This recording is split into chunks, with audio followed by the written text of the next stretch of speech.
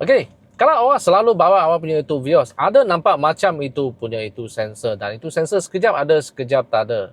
Okey, dan anda rasa pening kepala pasal awak tak tahu apa itu front camera in action. Adakah kamera depan rosak so dia ada keluar sensor macam itu ke?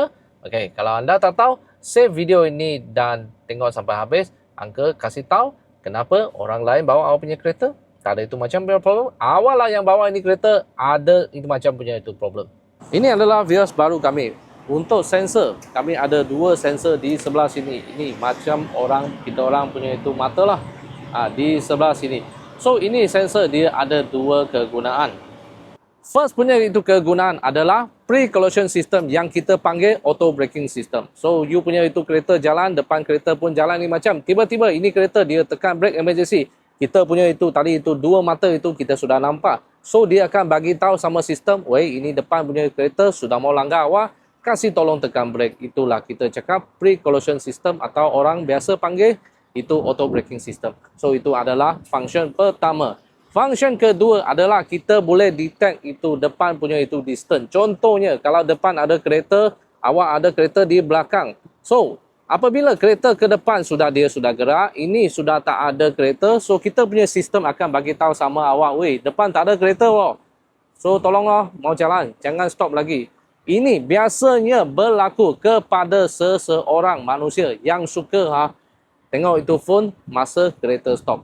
So contohnya you duduk dalam ini kereta. So you tengok phone, cek sama Amoy, sama itu boyfriend. Lepas tu kereta depan sudah tak ada kereta, dia akan bagi you warning itu macam punya itu signal sahajalah. Supaya mau bagi awak tahu, "Weh, you mau jalan loh. Depan sudah tak ada kereta." So itulah nama dia itu front camera punya itu sensor. Bukan rosak. Tak ada rosak. Benda ni memang macam tu. Kalau awak tak suka ini function, kita boleh kasih off ini function punya. So angka aja korang macam mana mau off dia punya itu sensor. Ini adalah steering Vios G. So kita setting, kita semua pakai sini punya setting lah. Sini adalah atas, bawah, kiri, kanan, enter dan back punya button. Dan kita akan guna dia untuk setting di sebelah sini, meter punya itu setting. So anda kena tekan kanan, kanan, kanan, kanan sampai sini setting. Dan kita turun ke bawah, kita cari vehicle setting. Dekat vehicle setting, kita tekan enter. Sudah tekan enter, kita tekan enter lagi pada ini front camera. Lepas itu, you boleh nampak ini front vehicle departure alert. Kalau awak nak pakai, tekan on. Tekan enter lah. Kalau tak nak pakai, tekan lagi sekali. So ini tak ada itu function lah. Okay, ini ada. Dan ini second dia adalah dia punya itu timing. Timing bermakna you nak dia sensitif ke kurang sensitif. Kalau nak sensitif, tekan enter, tekan atas 2 kali maksimum sensitif. Tekan bawah 2 kali, ini adalah paling tak sensitif punya itu setting lah. Okey, begitulah cara-cara macam mana kita nak setting itu front vehicle departure punya itu alert.